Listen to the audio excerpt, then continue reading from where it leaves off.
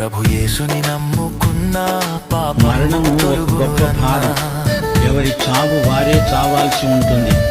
దీనిని ఇతరులతో పంచుకోవడానికి వీలు కాదు. ప్రతి ఒక్కడు మరణాంధకారపు లోయలో గుండా వెళ్ళి తీరాల్సిందే.